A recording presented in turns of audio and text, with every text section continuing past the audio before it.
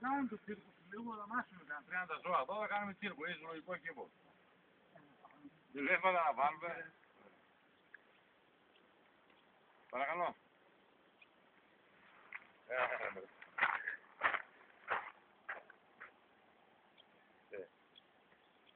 Πρώτες.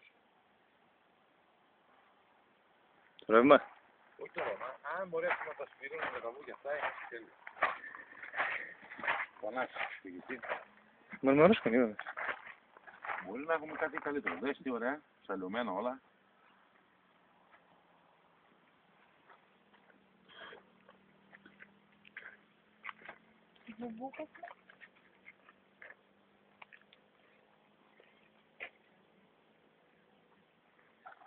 Λοιπόν, εμείς πάμε να πάρουμε λίγη τροπή. Έτσι εδώ το αγγελοχώρι.